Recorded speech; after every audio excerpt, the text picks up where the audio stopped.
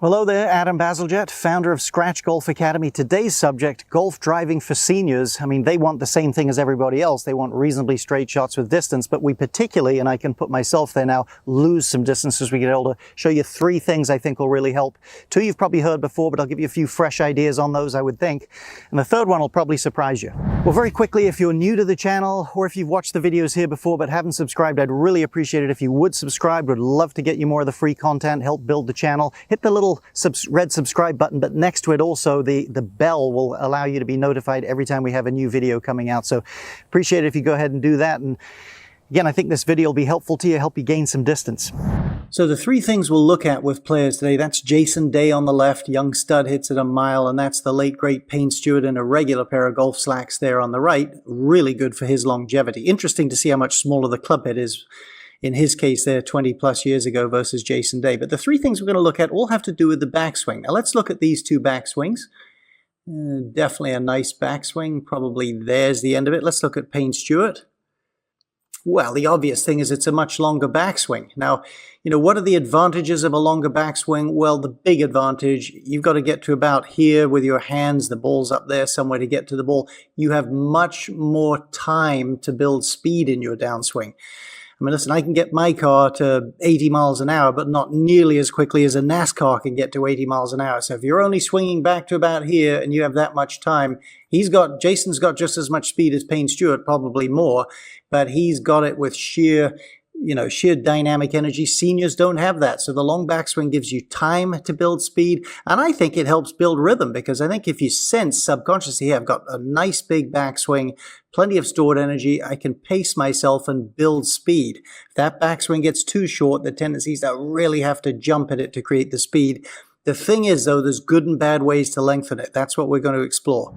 Okay, first on our list of making your backswing potentially a little bit longer is your pivot, your body motion there. Now, if you don't have a big, decent-sized pivot, you're not going to make a very big backswing, or if you do, you'll be overdoing it with your arms and cause all sorts of problems. The key is, though, you still have to have some sense of balance, and you have to have some sense of torque and wind between the upper body and the lower body. So bear this in mind. Your natural subconscious brain, the part that, I'm not a brain expert for sure, but the part that controls these motor programs likes efficiency. So test yourself like this. If you had to reach for something on a high shelf, would you move your legs first? Absolutely not. You'd reach, and as your subconscious mind sensed, okay, we're getting stretched, we're not making it, it would add in a bit of lower body or stretch, if you like, that way. It does it in that manner. That's what you need in your golf swing. So play around with it right there at the house. If you're at the house watching this, hey, if you had to put your hand here, let's say you're right-handed golfer, your right hand, you don't need really any legs there. If you had to put your right hand, reach up for something behind you more there,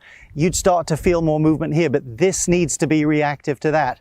Then get a golf club in there and say, hey, listen, without thinking a lot, how far can I go before start to feel I need more movement in here to allow for that stretch? Then you're starting to get the feel. So one of my swing tendencies, my whole golf life since I was a junior golfer, it's just my nature, or it's just the things I got used to doing, is to have a short, stiff backswing. So I'm going to give it a try here, and we'll see if I can allow myself a good stretch and have the patience, if you like, to complete the backswing. Let's have a look here. Well, it wasn't the greatest shot for sure, but I did feel like I made a decent stretch going back, and that would be more the feel I'd be looking for. Okay, next one. You need to have a full wrist cock. That will supply a lot of speed, and it lengthens your backswing, and that would be angle between the lead arm and the golf club there. A lot of people get tripped up at their address and make mistakes, or make a mistake there that doesn't really allow them to do this. Let's have a look at that.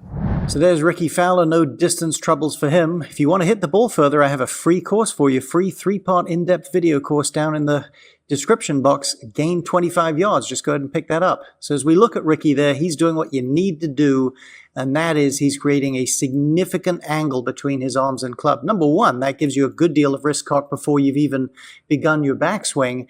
Number two, though, it is much easier to get your grip correct. Expect the club to point somewhere near your belt buckle as you take your setup. Also expect the toe of the club to sit up in the air a bit. So if you're going to have mobility, wrist cock, you have to be able to push down on the handle to make it hinge. So get the handle a little bit lower, Make sure this pad, this palm is on top of the club and the club's more down in the crevice of the fingers there. Again, you need a pretty significant angle to do that. If you get this wrist up high and get it stiff and get the club too much running up your palm, you will have a very hard time cocking your wrist. So great drill to check your wrist cock. Get your shadow in front of you with or without a ball. You're not always going to be at a sunlight angle that allows you to do this when hitting a ball. Go up there and get a full wrist cock. See what the club looks like. This will vary a little according to the length of your shadow and time of day, but I can see right now a lot of the club shaft sticking out there. If I go up and hit and that doesn't show up so much, I know I've got it wrong. I should see that full length of that club or whatever it looked like in my practice swing. Okay, this third and final one might surprise you, but if you allow your left arm to slightly bend, your lead arm, the right arm for a left-handed golfer, just to give a little bit, it can really relax you a little bit through here and really add a bit of length to your backswing. But there's definitely good and bad ways to do this. Let's check out a couple of pros. So 10 majors in this twosome. That's 2 for Angel Cabrera, long hitter on the left, and 8 for Tom Watson, very long hitter himself on the right. Both great longevity players. Cabrera won his majors late, and Watson, great senior tour player as well as a great regular tour player. So here we go. Let's have a look. Well, long backswings and certainly a decent amount of bend in that lead arm.